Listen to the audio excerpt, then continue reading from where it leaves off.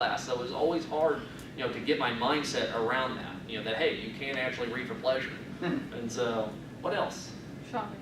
Shopping, okay. Sleep 10 hours a day, shop. I mean, that's a life right there. Yeah. I'm 18 and live with my parents. I want to be reincarnated as you there. So. Okay, any other examples before we move on? Any other examples that you do to try to relax? Well, I use the Xbox. I mean, okay. I play video games, and okay. and it's kind of like what you went back to before. It's like my son and I play the video game together. And hey, Jason, you give me this hour to be able to finish this thing that I'm doing, we can get on the Xbox and play Call of Duty, and it seems to work for both of us because both of us get a reward for doing what we do. And you're teaching your son negotiation skills. Yep. So yeah. Okay, that's good. Other examples. One of the things that I do, since I take I'm a music major, and so I have 3 instruments that I study through the semester, plus all the core stuff that you have to do too. So what I try to do is set up time periods to work on each thing and not go over a certain time period. But it's all in one day, just kind of, and keep it running, so that way at least you hit it all. Yeah, absolutely. Like I had a hard time. I could see some people study for like 3 or 4 hours in one subject. I could never do that.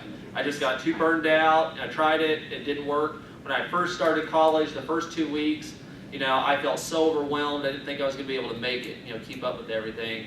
Because I didn't know how to study. You're putting in 4 or 5 hours in one area. You're burned out. And really, how effective are you going to be after about the 3rd hour? I mean, it's going to be difficult, but I was really good at doing 15, 20 minutes, sometimes 30 minutes in one area, take a break, short break, go do something else, that back and forth. And if you think about doing that, you really are going to get it multiple times throughout the day. There'll be some subjects like math, I could hit that 3 or 4 times a day at different times and just kind of sink in because that repetition that I did. And so you have to find what works for you. Some people might be able to do the 4-hour marathons when it comes to studying. But others maybe need a little bit shorter. Maybe 15, 20 minutes is not enough. Maybe it's an hour or 45 minutes. But find what works for you and then kind of stick with that. It's always hard for people who start off college that first year because they still don't really know how to study or what works for them. You'll go to classes, they'll tell you do this, do that. It doesn't mean that it's going to work for you.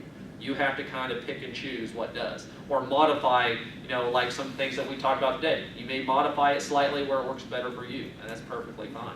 And so, some other stuff, obviously use a planner, which we've already talked about. Set realistic, goals for study time. I mean, if you work 12 hours a day and you're, having classes, are you really going to be able to study that much during that daytime? I mean, you have to be realistic of what you can do. There may be some days where you're working all day and you just can't study that day. Maybe you have to find, when you're a day off to do it.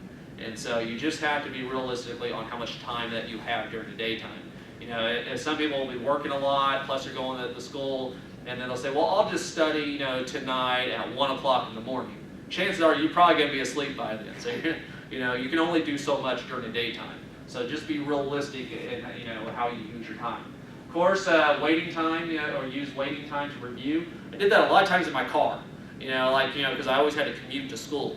And so a lot of times I'd get to school a little early from the, because I'd always leave really early, so I'd make sure I got to school at a reasonable time. I'd just sit out in the car. I'd have talk radio or some music going on, just kind of low, and I just look through my notes, before I actually go into the building.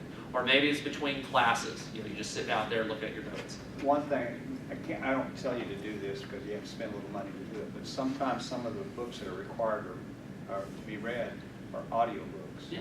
And so a lot of times if it's a pretty heavy course, I'll go ahead and get an audio book and then I'll just listen to it on my iPad. Yeah, while you're driving. Yeah. Especially if you got a 45-minute drive or something. That works out perfect. Yeah. I used to in some classes that were more difficult, I would record the lectures. Obviously you have to get permission from the professor, and I just listen to it while I'm driving.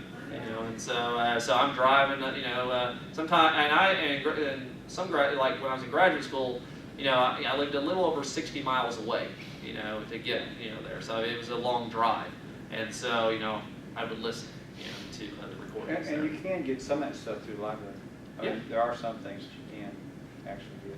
Yeah, I think that's some great. of the symphony work that I have to do with the symphony, I can actually just get it either off of iTunes or I can get it from the library, and then I'm listening to my parts as I go through. Yeah. As they play. And that's you're utilizing your time wisely. So absolutely. And so also, know what time of the day works better for you. I mean, I think that's important, because what if you're a night person, but you're trying to study in the morning time? Probably not going to be as efficient. I was always more of a night person myself, and so but some people are early risers. It's just easier to do it. They get up 4 o'clock in the morning. Doesn't matter what time they go to bed. They just get up at 4 or 5, whatever it may be. And so maybe that's your best time to do it. And so find what times works for you. But at the end of the day, be flexible. Things are going to happen all the time. If you got kids, your schedule will change fast. Things come up, and so you have to be able to adapt. Some stuff that we'll look at really briefly. We'll kind of go through here since we're going to have to start wrapping this up a little bit. I do want to briefly talk about some note-taking, skills that you can do. Obviously, where's the balance? Well, I mean, what is the perfect way to take notes? I mean, you obviously want to provide a lot of detailed information, but you don't want to be too detailed, because it's also going to be difficult to keep up in class, taking all those notes. And so I can tell you from my own example, I kind of took a mixture of styles. So like when I was in class, it was more, because you'll see a couple different formats here. There's the Cornell method of note-taking, there's the outline format, paragraph format, list format. I was kind of more of that list format, sort of. I just kind of jotted down the basic things that the professor was saying, not super detailed, but at least enough where I was covering what he said. And then what I would do is when I got out of there, I would go and do the Cornell method. I gave you a handout on the Cornell method, that kind of shows you the structure of that, which we're going to look at here in a minute. That one is a little bit more detailed. So I take what notes I took in class, and then I would create that format for the Cornell method outside of class. And then what I also did in addition to that, because I had a lot of time on my hands back in the day, I would also type my notes as well. And then I could always go and add more things. And with my study groups that I would have sometimes, I miss stuff, from the notes. And we'd be covering that, talking about it. And then there's one person I teamed up a lot with, because he took great notes. I mean everything imaginable. So I would go through and decipher his notes, and I would use my notes and his, and I'd type them all up, because I was a faster typer than he was, and then I would give him a copy of the notes. And so that way we were helping each other. But why I like doing all these different ways, even though it took a lot more time, is because I was writing it down. And it sank in more. The more times you write that material down or you're using it, you're going to remember it. And then eventually I would even do note cards, for certain classes. And I would I even create my own exams, for possible tests. If I've had a professor quite a few times, I kind of know their style. I would try to take my material and phrase it into essay questions, possible essay questions, or possible multiple choice, depending on the circumstances.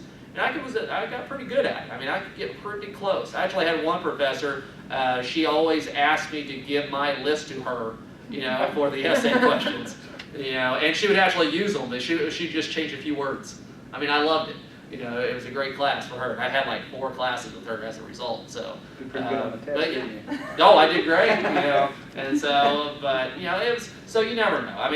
But one thing that she liked about it was she knew I was trying, and that's what I think impressed her. Because you're going to have classes where you do the bare minimum for some students, they just do enough. You'll have others that go above and beyond, and I think she recognized that. And she changed them around a little bit, but it was nice, and it was actually more of an incentive for me to work even harder, because I wanted to give her good questions. I wanted to try to fix it where she didn't reword it too much, because I was thinking, man, she reworded it means it's not that good of a question, so I wanted to make it really good. So some things that you can do. This is the Cornell method. This is just a basic example here. So you have your note-taking area where you actually have the columns. The clue column, I kind of mix it up and change it around a little bit. Your example, and another example we're going to look at here in a minute, they like for you to pose a question, kind of like a clue question that relates to the material. And then you have the information when it comes to the note-taking area. But then the big thing about the Cornell method is there's that summary at the bottom. That's the big difference there. Because not only do you have to write it down, the definitions and those clue questions, but you also have to summarize basically what you covered that day. That's going to give you that little extra higher level of thinking. And so to me, that's where you really start to learn the material, is when you have to take all that information and actually summarize it. That makes a huge difference. So a better example of what you see here, and of course the handout that I gave you, you're going to have your topic, whatever, or the class. You'll have your information, course name, all that stuff up there. On the left side, you're going to have more of that Q column, whatever.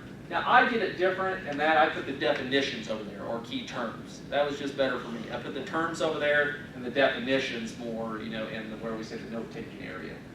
Any information that they talked about, that's where I put it related to that one, key point or whatever, or term that they use. And then at the end, I would try to sum it up, maybe in 3 or 4 sentences, basically what we covered that day with that material. And it was great for me. Doesn't mean it works for everyone. So this may not be, for you. Maybe the note taking that you're already doing works for you. I would just suggest, just testing it out. Try it one time. See if it makes sense. Now, obviously, it's going to be very difficult to keep up in class doing this. Now the handout that I gave you, I actually got that online. And so you can actually go to, online and print those off or photocopy them, and you can actually create a binder where you have that. So you can just simply do it that way. So something to think about there.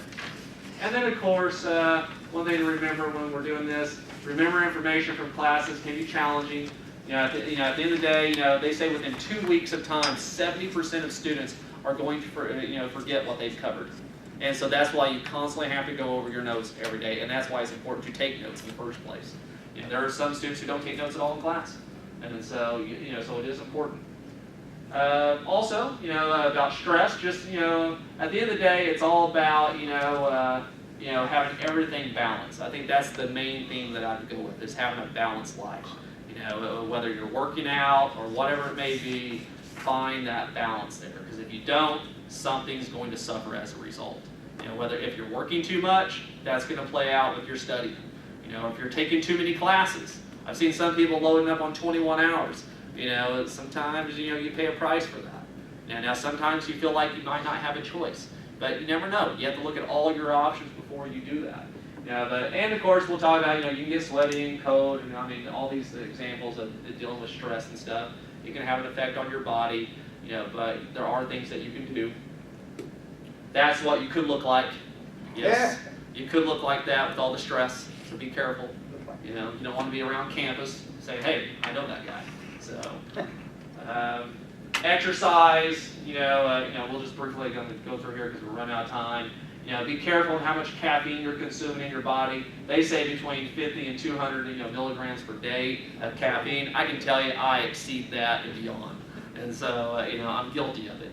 And so, but they say that can have a negative effect on your body, by drinking too much, coffee, pop, whatever, or energy drinks, the Monsters and stuff. Exercise is a great way, to reduce that stress level. Going to the gym, you pay for it, so get your money's worth, in my opinion.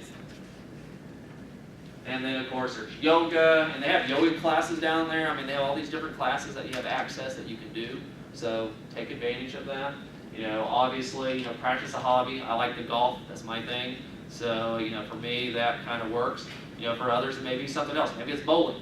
I like bowling. I'm not very good at it, but I do like it. Deep breathing, so, maybe Kyle, will be downstairs, just breathing, possibly. So, I don't know if you like to breathe, deep breathing or not there. Just in general. I'd say just go around campus, taking deep breaths and looking at people. It won't be awkward at all. I won't stare at them. I only mention that because when some of you know my background, I was in a literacy program.